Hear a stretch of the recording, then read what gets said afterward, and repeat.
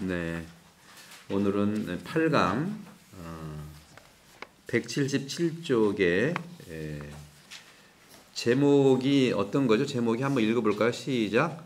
오 복된 죄여 인간의 원죄란 무엇인가. 제목 이렇게 줬는데 오늘 여러분과 함께 나눌 우리 신앙에 대한 거는 첫 번째로 사람에 대한 겁니다. 그동안은 예수님에 대해서 많이 했잖아요. 그죠? 예수님에 대해서 많이 했어요. 그래서 사람에 대해서 할 겁니다. 인간. 나는 누군가. 인간에 대해서. 인간. 두 번째는 인간이 살아가면서 죄라는 것을 만나게 돼. 죄가 또 무엇인가. 죄. 옛날에는 그랬어요. 아유, 사는 게 죄예요. 죄가 무엇인가. 그 다음에는 여러분들 성당 나오기 전에 개신교 형제들이라든가 성당분들이 하는 여러 말들 중에 가장 많이 들었던 언어나 단어가 은총일 거예요. 은총. 개신교에서는 이것을 은혜라고 그래요. 은혜. 같은 말입니다. 은혜. 말 들으셨죠? 은혜. 오늘 참 은혜로웠어. 우리 성당에서는 은총이 가득한 거야.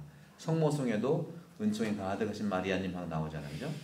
우리 세 가지를 우리가 알아볼 텐데, 이 세 가지를 뭐라고 하느냐면요, 인간에 대한, 그러니까 신학적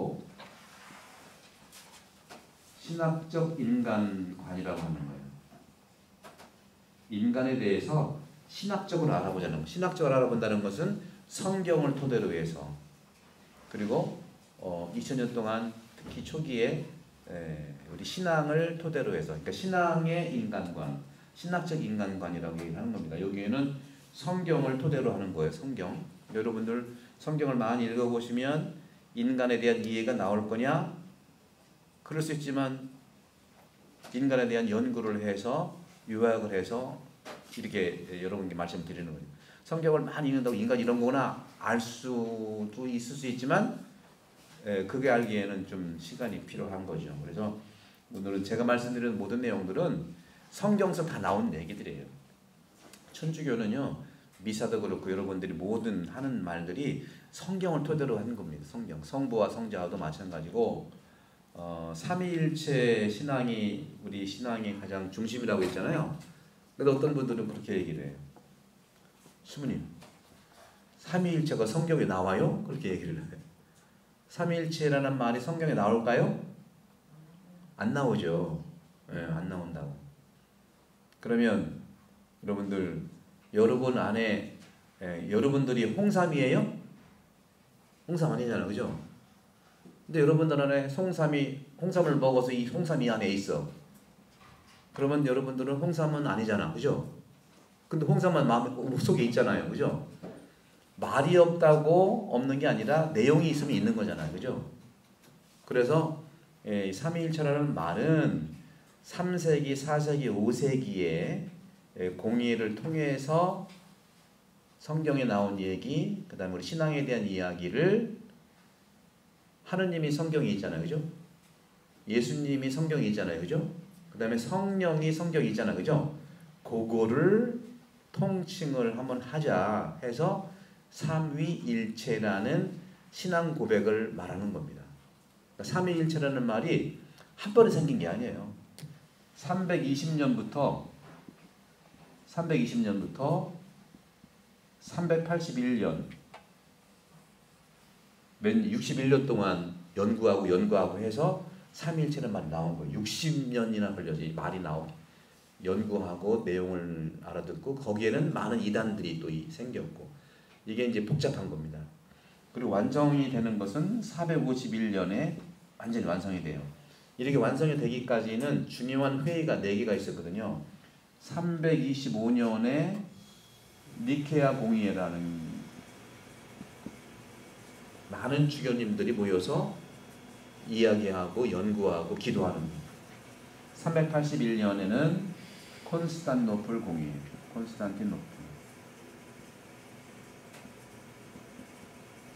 이건 다 지명 이름입니다. 지명. 이 콘스탄티노플은 지금 이스탄불을 얘기해요. 이스탄불. 그러면 콘스탄티노플이냐? 서로마 제국을 이제 그리스도교를 공인한 분이 콘스탄틴 대제거든요. 331년에 밀라노 칙령을 해서 그리스도교를 공식으로 인정을 했어요. 종교 자유가 있는 거예요. 박해가 끝난 거죠. 그 어머니가 헬레나 성녀인데 굉장히 열심히 했어요. 그래서 이 콘스탄틴 대제가 동쪽으로 가서 로마를 건설했다. 동로마 제국의 수도가 이 황제 이름을 따가지고 콘스탄틴 대제니까 콘스탄티노플 해가지고 이름을 수도 이름을 콘스탄티노플이라고 한 거고, 지금은 이제 이슬람 문화권이니까 이스탄불이라고 이제 바꿨죠. 그 다음에 431년에 에페소 공의회가 있고요. 에페소 공의회. 중요한 4개 공의회를 얘기하는 거예요. 451년에 칼케돈 공의회라고. 칼케돈 공의회. 이 지역이 다 지금 이스탄불을 중심으로 소아시아에 다 형성이 되어 있어요. 한번 잠깐 그림을 그려보면 여기 보시면 여기 이제 이태리잖아요. 장화. 그죠? 리베리아 반도고. 이렇게 해서 이제 여기가 옛날에 이제 유고슬라비아가 한 번에 있었잖아요. 유고슬라비아가 본래 한 나라가 아니었어요. 여러 나라를 합쳐놓은 거예요. 그러니까 서양의 나라들 참 나쁜 짓을 많이 했어요. 각자의 나라들이 있는데 합쳐버려 유고슬라비아. 우리나라는 한 나라인데 깔라가지고 북한 남한 시작을 그렇게 한 거죠. 역사적 사실을 얘기하는 거죠. 그래서 이렇게 내려오고 여기 이제 그리스가 이렇게 있고 이렇게 되어 있는데 이렇게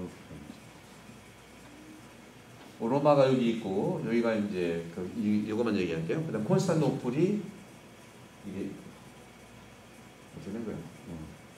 이렇게 돼 있으니까 여기 그만할까?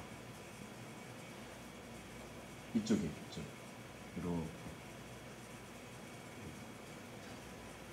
하도 오랜만에 그러니까 이게 좀 좁아서 그런데 하여간 여기가 니케아가 여기가 에페소가 여기 있고요. 그다음에 여기가 아테네, 여기 코린토, 콘스탄티노플이 이쪽이에요. 그러니까 그림을 여기가 이제 여기가 예루살렘, 여기가 나자렛, 여기 이제 요단강, 여기가 이제 알렉산드리아, 이집트 쪽에 있고. 그러니까 뭐 굉장히 이제 중요한 부분인데 이걸 뭐 여러분 알려고 하는 게 아니라 니케아 공의회 때 예수님이 바로 하느님과 동일하다. 예수님은 하느님과 동일한 분이에요. 본질적으로 동일한 분이고 이때 선언한 거죠. 그다음에 381년은 성령께서도 우리가 성부와 성자와 하잖아요. 그죠? 성부와 성자와 성령도 하느님과 동일 본질이 동일하다. 그래서 325년과 381년에 비로소 성부는 아버지는 하느님이시고 아들 예수도 하느님이시고 그 다음에 성령도 하느님이시다. 그래서 일체 한 하느님이라는 거죠. 한 하느님. 성부는 본래 성령 하느님이니까 성자 하느님, 성령 하느님. 그래서 세 위격이 있잖아요. 세 위격. 그 삼위라고 하는 거죠. 성부, 성자, 성령, 삼위. 근데 세 위격이 다 하느님이에요. 똑같이 하느님. 그러니까 신이 세 명이 아니에요. 신이 세 명이 아니고 하느님은 한 분인데 위격으로 아버지로서 하느님, 아들로서 하느님, 성령은 아버지와 아들 사이에 아버지도 사랑이고 예수님도 사랑이잖아요. 사랑 중에 사랑이 성령이거든요. 다 사랑이라고. 그래서 삼위일체가 바로 이렇게 성경에서는 하느님이 이제 신성을 가졌고 예수님도 325년에 하느님이다, 신성이다. 그리고 성령도 381년에 신성이다. 이것을 공식적으로 선언한 것이 이 중요한 거고, 이 두 개는 또 이제 그리스도론에 대한 겁니다. 그건 나중에 말씀드리고 복잡하니까. 이 선언은요, 서방교회 카톨릭이든 동방교회든 개신교든 다 똑같아요. 다 똑같이 신앙을 똑같이 고백하고 있는 거예요. 그래서 그런 부분들이 우리가 사도신경에 나와 있는 거고, 특히 긴 신경 있죠. 니케아, 콘스탄노플 신경이 나오는 거예요. 왜? 니케아와 콘스탄노플에서 선언된 삼위일체 신앙에 대한 고백을 했기 때문에, 긴 우리가 주일마다 하는 사도신경 말고 가끔 봤죠? 긴 거. 그 미사책이잖아요. 긴 거. 언제 한번 하긴 해야 되는데 너무 할 게 많아가지고 우리가 2000년 되다 보니까 천주교 할 게 너무 많아. 그럼 이거저거 하다가는요, 시간이 너무 걸려. 그래서 이거는 잘 안 하는데, 크게는 사실은 대축일날은 이걸 해야 되는 건데, 니케아 공의회와 콘스탄노플 공의회에서, 니케아 공의회는 예수님이 하느님이고 여기 공의회에서는 성령이 하느님이다. 그러니까 한 하느님이고 격이라는 말이 여러분 좀 이해가 어려울 거예요. 격은 여기서 영어로는 person이라고 하는 것이 여기서 나오는 건데요. 영어로 person이라는 것은 라틴 말로 페르소나라고 그래. 페르소나는 또 히브리 말로 하면 프로소폰이라고 하는데, 페르소나라는 게 영어로 person인데 이게 히란 말인데, 이 페르소나라는 말이 뭐냐면 이게 가면이라는 뜻이에요. 가면. 여러분들 가면극 아시죠? 한 사람인데 아버지 역할도 하고, 한 사람인데 아들 역할도 하고, 한 사람인데 뭐 성령 역할도 하고, 그런 가면이란 본래의 뜻이 페르소나, 그게 위격인 거예요. 그게 서양의 인간에 대한 이해인데, 여러분도 위격이 한 분씩이라고. 한 인간의 한 위격이 한 분씩이에요. 근데 우리는 뭐라고 그래요? 저 사람이 이상하고 아주 속 다르고 겉 다르고 뭐 이런 사람 무슨 인격자라고 그래? 이중은 나 삼중도 있어. 하느님은 삼중 인격자가 아니요, 삼격인데 하나의 하느님이라는 거죠. 삼격인데. 그래서 각자 사람들은 1인 1격이야. 하느님은 삼격 한 분의 하느님이라는 거죠. 요게 이제 삼위일체 신앙 굉장히 복잡한 건데, 요 말이 성경에는 삼위일체라는 말은 없는데 내용은 다 있는 거죠. 아셨죠? 자세히 말씀을 좀 드렸는데, 그래서 인간이란 뭔가 기본적으로 말씀드릴게요. 인간이란 성경에서 우리 그리스도에 뭐라고 하냐? 인간은 하느님의 모습을 닮은 분이에요. 이게 인간의 본질이에요. 인간은 누구를 닮았다고요? 하느님의 모습을 닮았어. 그러니까 인간이 누구냐 했을 때 하느님의 모습을 닮도록 창조했죠. 그죠? 창조한 거. 이게 인간인 거예요. 그럼 하느님의 모습은 어디 있을까? 여러분 얼굴이 다 달라. 그죠? 하느님의 모습은, 또 하느님은 보이는 분이 아니에요. 하느님은 보면 하느님이 아니에요. 하느님은 안 보여. 그래서 우리가 하느님을 어떻게 보느냐? 예수 그리스도를 통해서 보는 거예요. 성경에 나오잖아요. 나를 보는 게 하느님을 보는 거다. 필립보가, 요한복음 굉장히 중요한데요. 여러분 요한복음 올해 9월이나 10월에 우리 본당에 말씀학교가 있는데, 그동안 세 복음서는 다 했어요. 루카복음 23년도에 했죠. 그 다음에 작년에 마르코복음하고 지금 마테오복음 하죠. 이번 9월이나 10월에 요한복음을 하나씩 자세히 말씀을 드릴게요. 1년 걸쳐서 할게요. 요한복음이야말로 모든 세 복음서의 종합이고, 이 요한복음은 한국 사람한테 딱 맞는 복음이에요. 영적인 복음이라 그래요. 한국 분들은 본래 영적인 사람들이에요. 근데 하도 지금 이렇게 저렇게 한 이후로 영적인 것이, 또 영적인 데 사비가 많고 영적인 것은 관심도 없고, 교회나 이런 부분에서도 영적인 부분보다는 너무 육적인 것이 많아요. 그러니까 교회가 교회다울 수가 없죠.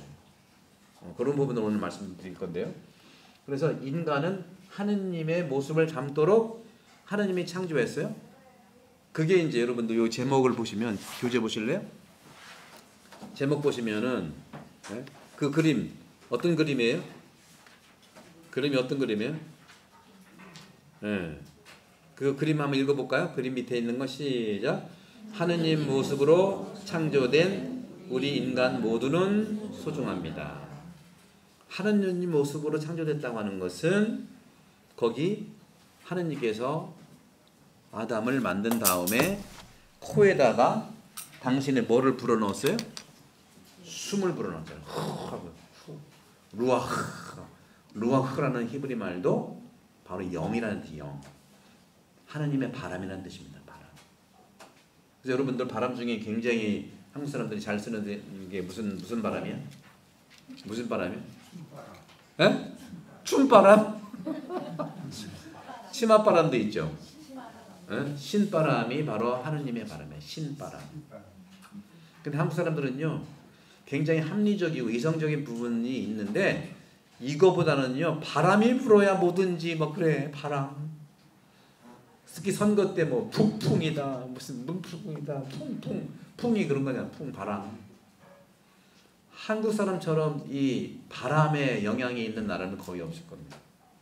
그만큼 긍정적으로는 한국 사람들은 그 하느님 바람, 신바람. 근데 그게 이제 좋은 뜻도 있고 즐거운 뜻도 있는데 괜찮은 뜻도 춤바람도 있고 치맛바람도 있고 또 무슨 바람이 있을까? 바람. 예? 콧바람. 콧바람? 콧바람이라고 하나요? 꽃바람. 아, 꽃. 꽃바람. 뭐 그런 말이 있나요? 예. 화풍? 이 바람이 굉장히 중요해요. 그래서 요한복음에도 바람에 대한 얘기도 많이 합니다. 바람. 그래서 숨이 바람이에요. 숨을 잘 쉬어야 돼요, 여러분들. 숨을 잘 쉬면 굉장히 생명의 연장이 많이 되는데, 그리고 중요한 건 뭐냐면 인간은 하느님 모습을 닮았는데 하느님 모습을 닮았다는 것은 하느님의 바람이 내 안에 들어가 있다. 하느님의 숨결이 내 안에 들어가 있다. 그게 바로 성령 바람이고요. 그러니까 우리는 한국말로 요거를 뭐라 그래? 요거를 얼굴이라고 하죠. 얼이 바로 영이야, 영. 꼴은 굴이지, 꼴. 얼굴. 하느님의 얼이, 그죠? 하느님의 얼은 뭐예요? 영이고 정신이고 그렇잖아요. 하느님의 얼굴이 들어가 있는 데가 얼굴이야, 얼굴. 그래서 얼굴이라고 합니다. 그래서 이 우리가 하느님 모습을 닮았다는 것은 얼굴 보면 알아요. 얼굴. 왜 보시네? 얼굴. 벌써 여러분들은 아주 신바람이 가득해가지고 얼굴이 환해졌어요. 세상살이에서 찌들고 있다가 성당 오면 환해졌다가 환해진 얼굴을 가지고 다시 세상에 나가가지고 얼굴을 비춰주시면 돼요. 빵빵빵빵 웃으시면서. 그러면 중요한 건 뭐냐면은 하느님의 모습을 담게 창조한 게 인간인데, 그러면 하느님의 모습은요 하느님 우리에게 준 선물이에요. 선물이라고, 선물. 근데 그 모습을 담게 했는데 여러분 얼굴이 변해요, 안 변해요? 변해요, 안 변해요? 변하는 사람이 있고 안 변하는 사람이 있잖아요, 그죠? 그렇잖아요. 변하는 사람이 안 변하는 사람이 있는데 닮는다고 하는 것은 하느님은 나한테 모습을 선물로 줬어요. 시작은 모습을 담게 완제품으로 만들어줬어. 근데 세상살이 살다 보니까 여러 가지 이유로, 그죠? 여러 가지 이유 아시잖아요, 그죠? 여러 가지 이유로 모습이 이게 변해. 그래서 우리의 숙제는 이 담는 것을 계속 담도록 해야 돼. 이건 우리의 숙제야. 이거. 가만히 있는다고 되는 게 아니에요. 모습을 줬는데 그 모습을 담는 건 우리의 숙제라니까. 요거는 선물이고 요거는 숙제예요. 그러니까 여러분들이 보니까 여러분들은 태어날 때부터 그냥 그 얼굴 같은데 잘 닮으신 것 같아요. 그래서 이 담는 건 우리의 숙제다. 뭘 닮아야 되느냐? 하느님의 모습이니까 하느님의 하느님의 영, 하느님의 뜻, 하느님의 사랑을 계속 내가 담고 닮으면 인간의 행복과 구원이 이루어져요. 자유가 이루어져요. 그런 얘기가 있었어요. 옛날에 한 말씀드렸던 내용인데 어느 유명한 화가가 예수님을 그리고 싶었어요. 예수님 찾았는 모델이 있어야 되잖아요. 저 사람 되겠다 해가지고 예수님 모습으로 정말 드러나고 있는 거예요. 그래서 그 사람을 모델로 예수님을 딱 그렸어. 그 다음에 한 오랜 시간이 지난 다음에 한 5년 됐나 6년 됐나 10년 됐나 이번엔 누구를 그리고 싶냐 했더니 유다스, 예수님을 팔아먹은 유다스를 그리고 싶은 거예요. 그래가지고 또 막 찾았죠. 유다스 모델 찾는 데는 더 오래 걸렸어. 그리고 결국 찾아내가지고 아유 죄송하지만 당신은 모델을 쓰고 싶다. 말은 안 했지. 유다스라는 말 안 하고 싶다 해서 딱 그린 다음에 완성이 됐는데 그 사람이 그러는 거예요. 저 처음 뵙는 게 아니라 그 전에 한번 뵌 적이 있는데요. 누구세요? 제가 예수님 모델이었었습니다. 그게 바뀐 거라는 거죠. 사람은 그렇게 살면 바뀔 수 있어요. 그러니까 여러분들 얼굴, 모습을 담도록 하시면 좋아요. 얼굴은요 내 인생의 열매야. 내 인생의 열매. 그런 부분에서 인간은 바로 하느님을 닮았다. 그럼 죄라는 게 뭐냐? 죄는 하느님 모습을 닮은 하느님 모습에서 아까 얘기한 대로 예수님의 모습에서 유다스 모습 되는 거, 이 닮음이 멀어져 가는 게 죄예요. 죄가 무슨 뭐 현행법 이런 게 아니라니까. 성경에서 죄는 하느님 모습에서, 하느님은 사랑이니까 그죠? 하느님 사랑에서 멀어지는 게 그게 죄예요. 우리 성당에서 맨날 내 탓이요 내 탓이 하는 게 그거예요. 멀어지게 하지 마시고 나는 안 멀어지겠습니다 하는 거라니까. 그게 여러분 죄의식까지라는 얘기 아니에요. 내가 나를 들여다보자는 거죠. 남을 지적해서 너 하느님 무슨 멀어진 것 같아? 멀어지해! 이렇게 하면 안 된다는 거죠. 그 굉장히 그것은 폭력이에요.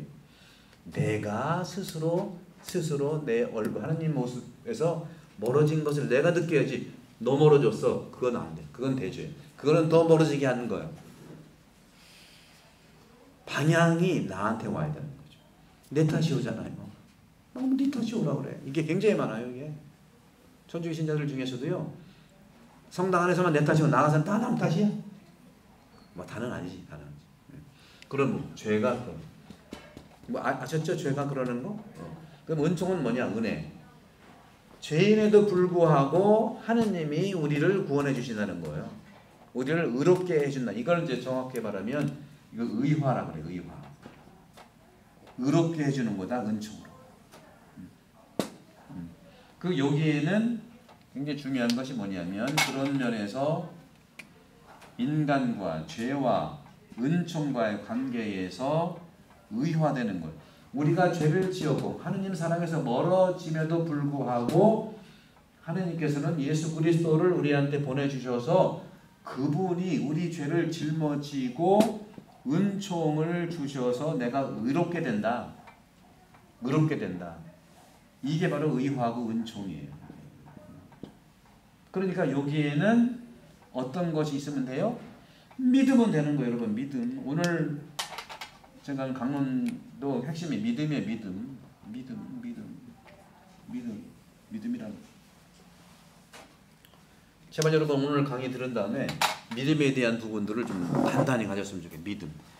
믿음이라는 거는요 뭐냐면 성경에서 믿음은 모델들이 천주교는요 여러분들 어떻게 보면 굉장히 뭐 쉽다는 말 표현보다도 편안해요.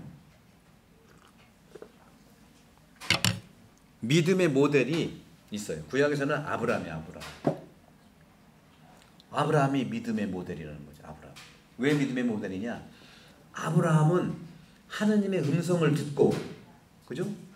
하느님의 음성을 듣고 그 음성 하나만 믿고 듣고 믿고 들어야 믿는 거예요. 듣지도 않고 믿는 거는 이거는 망상이야. 믿음의 대상이 있어요. 믿음의 대상은 하느님이에요. 하느님의 음성을 듣고 믿고 떠난 거예요.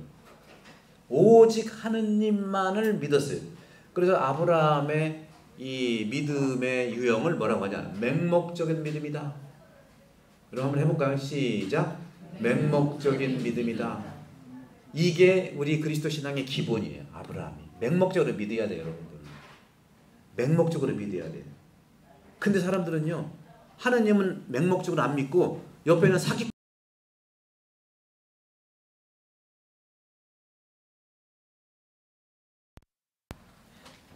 맹목적으로 믿지 마세요. 여러분 사람한테는 맹목적으로 믿지 말고 하느님에 대해서는 맹목적으로 믿으셔야 돼. 하느님이 뭐죠? 진리잖아요. 진리에 대해서는 맹목적으로 믿어야 됩니다. 사람에 대해서는요 맹목적으로 믿지 마세요. 여러분들 여러 군데 이주를 해서 태안도 이제 우리 본당도 대개 한 70%나 이 정도가 태안으로 살러 오신 분들이, 여기 계시면 한 30% 정도가 여기 사시는 분들이. 우여곡절이 많아. 사기꾼들한테 얼마나 당하는지 몰라. 믿지 마세요 제발 좀. 누구만 믿어? 하느님은 믿으면 돼. 하느님은 안 믿고 사기꾼을 믿는 거야. 왜 사기꾼이 하느님처럼 막 잘 대해주고 뭐 이게 막 사기를 치려고 작전을 세운 걸 몰라. 그러니까 사람은 믿지 마세요. 어떻게? 맹목적으로. 그럼 어떻게 믿어야 된다? 눌러보고 확인하고 확신을 가질 때 믿으시라는 거죠. 아셨죠? 이게 참 제가 신부가 이런 말 하는 게 참 창피한 일인데, 본래 우리는 사람한테도 맹목적이었어요.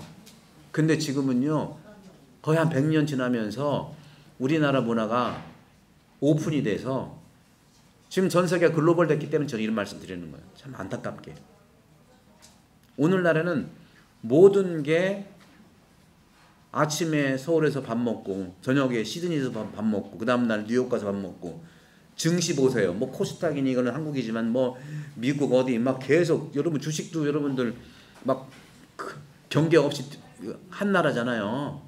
그래서 여러분들 믿으면 안 되는 거예요. 이게 보이스피싱, 언제 우리가 보이스피싱이 있었어? 믿지 마시라니까. 저희가 강력하게 말씀드리는 것은 굉장한 손해를 착한 사람들이 다 믿어서 그래. 믿으면 절대 안 나요. 여러분들 믿지 마세요. 어떻게 해야 돼? 찔러보고 눌러보고 확인하고 변호사한테 확인하고 전문가한테 확인해서 믿으라고. 계약도 마찬가지. 특히 부동산. 안 돼. 그리고 은행도 말이죠. 여러분 은행들 참 속상한 게, 은행이 다 자기 돈이 아니죠. 우리가 낸 돈이잖아. 우리가 낸 돈을 자기들이 막 선별해서 막 대출을 해준다는 거야. 이게 참 이해는 가지만 없는 사람 더 없게 만드는 게 이런 현대식의 이런 방식이. 우리는 옛날에 없는 사람한테 기회를 주기 위해서 한 게 계모임이라니까. 근데 그게 이제 사기를 치고 하는 아주 악덕, 무슨 비도덕한 그 시스템으로 하는데, 본래가 계모임은요 글로벌 시대가 아닐 때 동네에서 이루어졌던 거예요. 근데 지금은 동네에서 이루어졌으니까 떼어먹고 도망갈 수가 없어. 지금은 떼어먹고 막 해외도 가 어디 가도 그러잖아. 우리나라에 너무 좋은 이 믿음 시스템, 내가 믿음에 대한 얘기를 하는, 믿음 시스템을 글로벌화되면서 다 이게 망가진 거야. 이게 너무 속상해요. 여러분 어떻게 생각하세요? 어?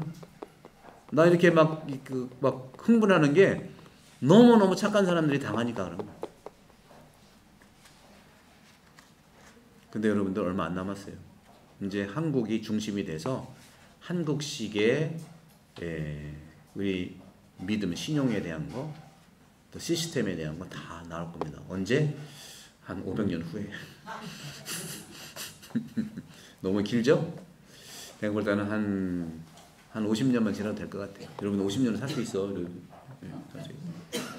여러분 자손들이 또 여러분이잖아.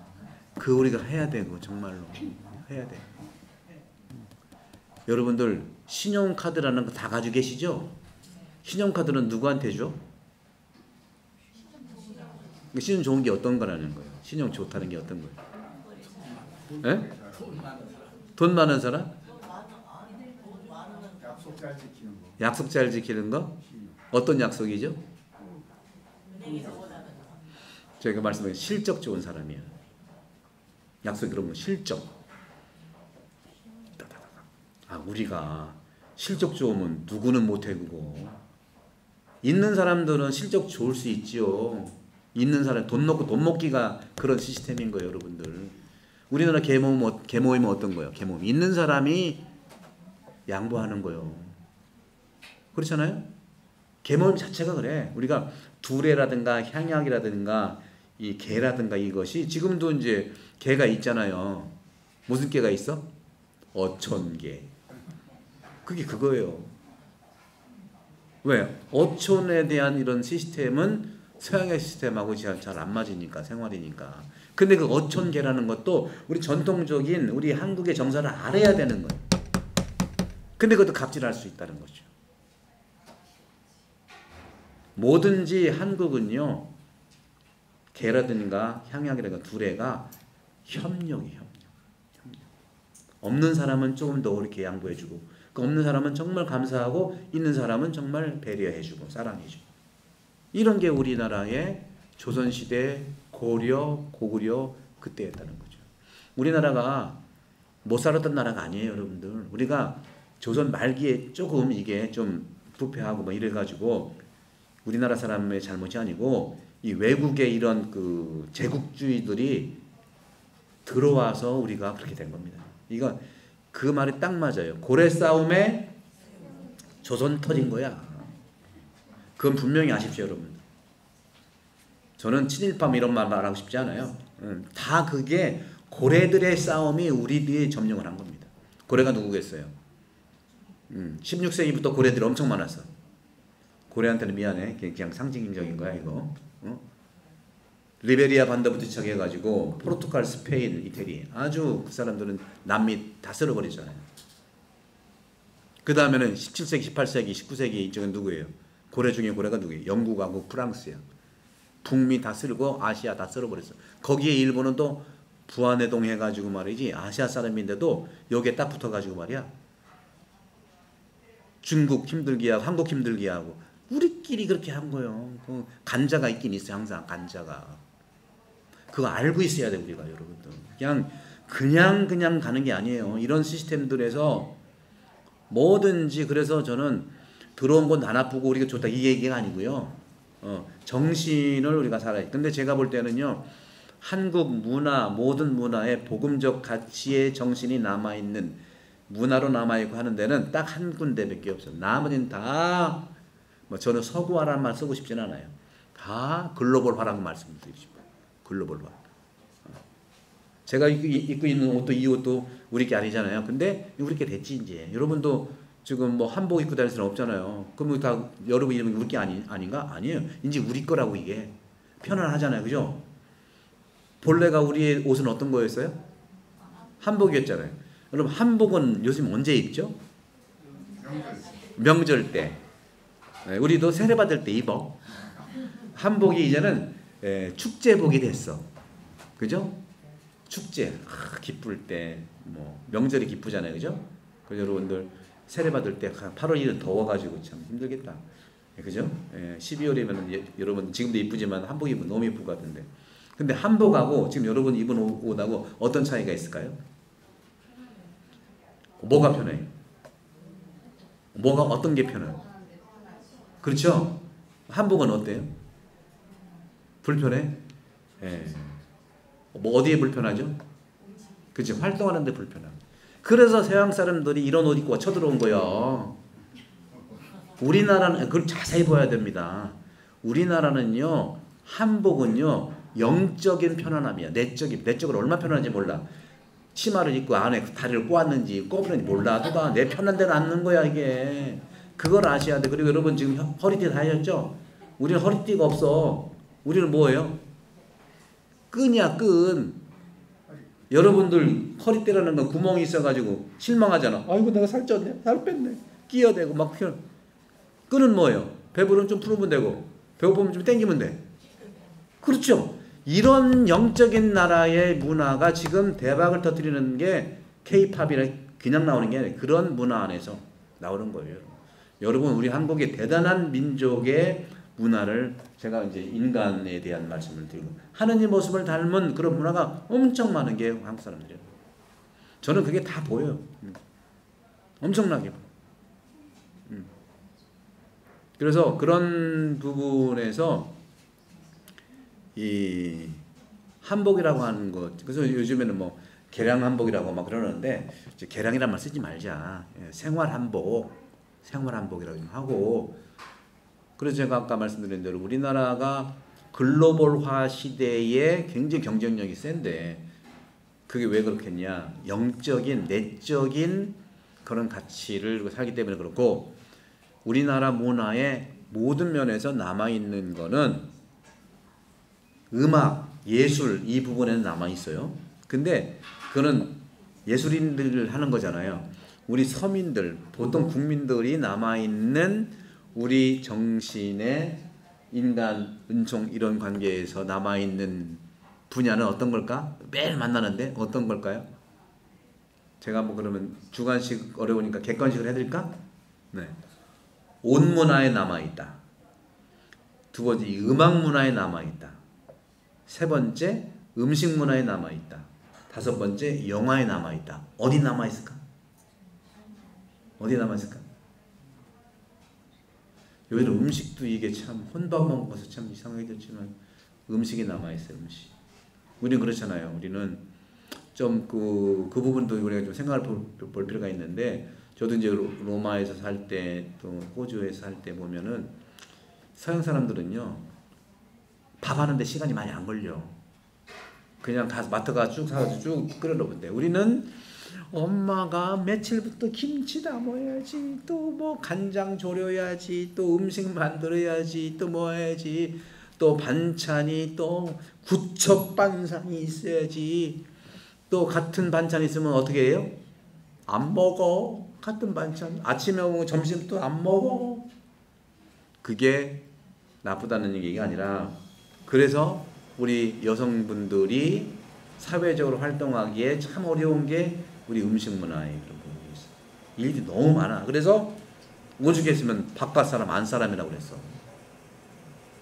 지금은 어떠해요? 지금 MZ 세대들은 같이 일하고 같이 와서 일을 해. 그러니까 음식 문화가 우리 일상생활에 남아있어요. 그것도 식당에 가보면 기본적으로 구척 반찬이 나와. 그걸 뭘 얘기하느냐? 제가 이게 좋다는 게 아닙니다. 우리도 이제 그 좀 간소화는 아니더라도 영양을 중심으로 하긴 해야 되는데, 그 구척 반찬 무슨 뭐 반찬은, 그러니까 우리는 음식점은요 밥 먹으러 가는 게 아니라 반찬 먹으러 가잖아요. 그죠? 그래서 반찬 한상 문화라는 게 한상이라는 게 뭐예요? 한상 위에 뭐가 있죠? 반찬이 있는데 반찬이 똑같은 거 있어요? 이게 삼위일체랑 똑같은 거. 삼위일체가 한 하느님의 아버지, 아들, 예수, 기능. 삼위일체가, 그래서 우리는 이해하기가 쉽다니까. 한 상에 반찬이 다 다양하게 있다. 한 하느님의 다양한 삼위. 그렇죠? 우리도 한 상에 다양한 음식들이 있다. 그 먹는 거에 대해서 다양한 건 뭐라고 안 하는데, 생각에 대해서는 여기도 보니까 옷들을 다양하게 입으면 좋잖아요. 이상하게 옷을 왜 그렇게 이상하게 입어서? 아, 냅두세요. 우리 너무 통제하려고 그래. 자기가 그걸 판단하는 거예요. 스스로 알게 되는 거죠. 그런 점에서 제가 아이고 시간이 많이 갔는데, 그래서 그런 측면에서 여러분들 이해해 주시면서 그래도 교재를 한번 보실까요? 179쪽을 한번 보세요. 믿음에 대한 거는 일단 또 미사 때 믿음에 대한 말씀을 좀 드리도록 할게요. 179쪽에 보면, 그래서 오늘 우리 이 제목은요, 인간, 179쪽 제목이 바로 오늘 교리의 제목인데, 인간, 그는 누구인가, 하느님의 모상, 그리고 원죄, 이런 부분들을 말씀드리는데, 중간쯤 보면은요, 중간 179쪽의 중간에 보면 신학적 인간학, 이게 이제 인간을 신학적으로 이해하는 거잖아요. 여러분들이 인간을 신학적으로 이해하는 걸 들어보는 경험이 없을 겁니다. 의학적으로 인간을 이해하는 것이 의사들이 인간을 좀 대하는 거고, 또 여러 가지 이제 심리학적으로 인간을 이해하는 분야가 저는 신학적으로 인간을 이해하는데, 신학적으로 인간을 이해한다는 것은 몸에 대한 거, 영혼에 대한 거, 영에 대한 거 토탈이야. 그래서 이 신학은 여러분들이 처음 신학은 어려운 것 같지만 요즘에 인문학이라는 말 많이 들으시죠? 인문학의 토탈 큰 분야에서 우리가 이해되는 게 신학이에요. 인문학도 신학 안에 있는 거거든요. 왜? 인간이 하나님을 믿는 거잖아요. 그런 부분에 있어서 이 신학적 용어, 신학 인간학이라는 것이 세 가지. 첫 번째, 인간은 누구인가? 두 번째, 죄는 무엇인가? 셋째, 은총을 받아서 구원된다는 거. 이거 아까 은총을 받아서 구원된다는 거. 아까 말씀드린 대로예요. 그래서 179쪽 밑에서 하나, 둘, 셋, 넷, 다섯 번째 보면은 하느님의 모습을 지속해서 닮는다는 것은 내가 실행할 목인 거예요. 하느님의 모습은 선물로 받았지만 지속적으로 닮아야 되는 건 내가 해야 되는 거예요, 여러분들. 그러니까 여러분들도 여러분들의 얼굴을, 하느님 모습을 받은 선물을 지속적으로 숙제를 하십시오. 그럼 숙제가 뭐겠어요? 이 6개월 동안 저랑 같이 하는 이 공부고요. 가장 숙제 중에 숙제는 기도예요. 기도가 뭐냐. 그래서 제가 미사도 법적으로 빠지면 죄다 이런 얘기 하고 싶지 않아요. 여러분, 밥을 먹어야 되는데 밥을 안 먹으면 그게 죄예요? 뭐예요? 아깝고 안타깝고 그래야 되잖아. 그죠? 그런 것처럼. 그래서 기도는요, 여러분, 제가 책임을 지고 여러분 세례 받은 다음에 우리 성당에 지금 또 제3 건물도 짓고 십자가 길도 만들고 하죠. 왜 그러냐면 여러분, 하느님의 얼굴을 회복시키고 닮도록 하기 위해서 그런 겁니다. 성당은 딱 두 개만 하는 겁니다. 기도하고요. 그 다음에 나누는 거예요. 사랑을 나누는 거예요. 사랑이 그게 복지에 대해서, 그리고 사랑에 대해서는 어려운 이웃에 대해서 함께하는 거. 영적으로 육적으로는 이것밖에 없어요. 이거를 하는 게 하느님 모습을 담는 거예요. 자, 그 다음에 180쪽 보시면 제가 다 말씀드린 내용이에요. 그러면 네 번째 줄에 그러면 죄는 무엇입니까? 다 말씀드린 거예요. 하느님 모습을 멀리하는 거죠. 하느님 사랑으로부터 멀어진 것이, 달라진 것이 죄고 또 타락이라고 말하는 거죠. 거기에는 인간이 하느님의 사랑에서 멀어지면서 모습이 변질되는 것이고, 거기에는 인간의 욕망, 욕심, 타락, 이것이 죄가 되는 거예요. 그래서 그런 부분들은 죄로 끝나는 것이 아니라 말씀드린 대로 하느님이 우리에게 당신의 아들 예수 그리스도를 보내주셔서 예수 그리스도를 통해서 은총을 주시고 의롭게 되도록, 구원되도록 했다. 여러분들이 예수님만 믿으면 돼. 믿는다는 것이 뭐냐? 오늘 강론 때 자세히 들으시면 됩니다. 그렇게 보시고, 그 다음에 183쪽에 보면은 은총은 무엇이냐? 요거는 조금 더 말씀드릴 필요가 있어요. 은총. 요즘 교회에서 은총이 약화되는 이유 중에 하나가 은총만을 강조하는 교회된 불신 때문에 그래요.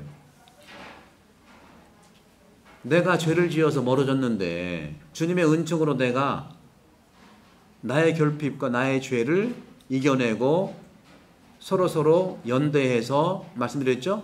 사랑하고 기도해야 되는데 그냥 은총만 받기만 해. 받기만 하는 거예요. 이게 문제거든요. 세상의 연대는 하나도 안 하고 받기만 하는 거, 이게 이제 문제가 되는 거예요. 이것 때문에 사회가 교회를 불신하는 거예요. 저 지들끼리만 맨날 은총 청하고 뭐 자기들끼리 잘 먹고 잘 살아야 돼? 이게 문제인 거예요. 은총을 받는 사람들은요, 감사하는 마음을 받아서 두 가지 한다고 그랬죠. 참으로 기도하고, 누구를 위해서? 나를 위해서, 사람을 위해서, 그 다음에 세상을 위해서 기도를 해야 되는 거예요. 나만 기도하면 그게 은총에 반대되는 거예요.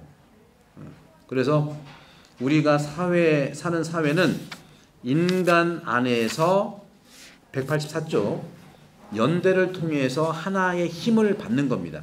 그래서 은총의 오용을 경계하십시오. 은총. 연대성을 강조하며 은총을 거부하는 이유가 교회가 은총만을 얘기하면서 사회와 아무런 연관이 없는 개인의 욕망만 채우기 위한 것을 은총이라고 말하기 때문에 그런 거예요. 자기 어디 아프면 나 은총, 아프면 물론 은총을 청하겠죠. 근데 나만 청하는 게 아니잖아요. 진심으로 청하서 받게 되면 나눌 수가 있는 사랑으로 나누는 거죠. 자아도취가 돼서는 안 된다. 비상식적이어서는 안 된다. 그런 거죠. 그래서 사람들은요, 그보다는 사회에서 은총의 모습들이 굉장히 많아요. NGO 활동이라든가 생태 환경 운동이라든가. 근데 교회 다니고 예배당 다니고 성당 다니는 사람들이 쓰레기 아무거나 버리고 자기 구원만 청하고 자기 아픈 것만 청하고 이것은 죄예요. 이게 죄다. 그래서 세상 전체도 우리가 그래서 성당에 청년들이 없는 건 이런 모습 때문에 없는 것일 수 있는. 따라서 184쪽 밑에 보면 은총은 연민의 정의나 위로와 혜택이라는 생각을 끊어야 됩니다. 복을 받겠다고 성당에 오는 것보다 내가 하는 일을 통해서 주님은 복을 주시는 거예요. 내가 은총 받았으니까 내가 또 복을 조금씩 내가 할 수 있는 건 나눠야 되잖아요. 그죠? 그래서 185쪽에 보게 되면 프랑스 철학자 까뮈는 이렇게 얘기했어요. 인간은 은총 나라 대신에 정의의 나라를 세우는 본래적 희망을 시작해야 한다. 이게 이제 까뮈가 1차 세계대전, 2차 세계대전 보니까 정말로 교회가 세상에 대해서 기도를 해야 되겠다는 생각을 하는 거거든요. 정말 인간이 1945년, 40년대, 50년대, 그때 40년대, 50년대 초 정말 전 세계가 어마어마하게 인간의 악마적인 것이 드러났어요. 엄청나게 전쟁하고. 그래서 우리 교황님이 전쟁은 안 된다고 그렇게 나서는 거고 돌아가실 때도 똑같은 삶을 사셨잖아요. 전쟁 안 된다. 어려운 사람을 도와야 된다. 가난한 자를 보살펴라. 아픈 사람한테 우리가 기도하자. 이런 거죠. 그래서 은총은 절대적 관계 개념으로 이해해야 되는데 소극적 자기 개인 관계로만 이해하는 거죠. 나는 아무것도 관계하지 않으면서 은총만 받겠다고 하는 것은 정말로 이것은 우리가 지양해야 된다는 거죠. 이기심이라는 거죠. 은총으로 사회가 더 합리적이고 이웃사랑으로 나가야 되는데 관계 개념을 나한테만 맞추고 이웃한테는 안 하는 거예요. 인간에 대한 하느님의 사랑을 함축하는 게 은총이거든요. 은총은 하느님이 우리 사랑하는 함축 개념이라는 거죠. 그렇게 좀 보시고 그 다음에 186쪽에 보시면 하느님 모습으로 창조된 인간, 이거는 쭉 읽어보시면 돼요. 그래서 중간에 보시면 죄의 실체는 인간 안에 원죄 속성이 있어요. 그래서 어렸을 때 꼬마도 그냥 냅두면은 잘 자랄 수도 있는데 욕부터 배우잖아요. 그죠? 그러니까 부모로부터 배운 거예요. 부모가 욕만 했겠어요? 여러 가지 했는데 욕부터 배워요. 욕이 아주 끝내주거든. 스트레스가 풀려. ISYZ 막 이러고. 그런 부분들이 다 인재. 하느님도요. 마귀나 사탄을 만든 적이 없어요. 하느님은 두 존재를 만들었어요. 세 존재구나. 자연을 만들었고 그 다음에 인간을 만들었고 천사를 만들었어. 근데 만든 그 존재들이 천사가 교만해가지고 마귀가 된 거고요. 죄를 지어서. 인간이 죄를 지어서 나쁜 사람이 되는 거예요. 그러니까 자연적으로 자연도 나쁘게 되잖아요. 그죠? 사람만 천사가 바뀐 마귀하고 죄진 사람만 회개하면 세상은 구원되는 거야. 이게. 우리도 그렇게 회복할 수 있는 의화. 회복하면 되고 회복을 해주시는 분이 하느님이 우리에게 보내준 당신의 아들 예수 그리스도. 그분께서 십자가에 돌아가시고 부활하셔서 우리가 구원되는 것이 의화거든요. 믿음으로 의화된다는 말씀을 좀 드리고 싶어요. 쭉 읽어보시고요. 그 다음에 어디를 보시냐면 나머지는 읽어보시고 191쪽에 보시면 하느님을 닮은 남녀 인간의 존엄성 거기 나와있죠. 여기서 하느님은 우리에게 원하시는 게 평등과 차이. 남녀는 평등합니다. 근데 여러 구조상 또 생리학적으로 차이가 있잖아요. 그죠? 여성들은 아이를 품고 10개월 있고 남성들은 또 아이에게 또 그 양육권을 외부적으로 해야 되는 것이고 차이가 있잖아요. 차이. 그래서 완전히 동등하지만 존재의 특성에서는요. 하느님 창조주의 지혜와 선을 반영하는 다른 남자, 다른 여자로 이렇게 창조하기를 원하지 않고 같은 인간인데 기능이 달라요. 차이가 있다는 것이죠. 그래서 본디 사람은 서로가 서로를 위한 존재, 서로 도우미가 남녀예요. 종속되는 게 아니라. 하느님이 인간을, 즉 아담을 창조했는데 아담을 창조한 걸 뭘로 창조했죠? 진흙으로 창조했죠. 흙으로. 언제 창조했어요? 잠을 재우고서. 그죠? 그 다음에 혼자 있는 게 안 좋아서 하와를 어떻게 창조했죠? 아담이 잠들고 있는 사이에 어디를 뺐어요? 왜 갈비였을까? 머리나 발끝으로 안 하고 갈비를 뽑았다는 것은 그 당시에는 인간이 중요한 중심은 머리 끝부터 발끝의 정중앙이에요. 정중앙 여러분들 뭐가 있죠? 여러분은 배꼽이 있죠? 아담은 배꼽이 없어. 하나님 직접 만드셔가지고.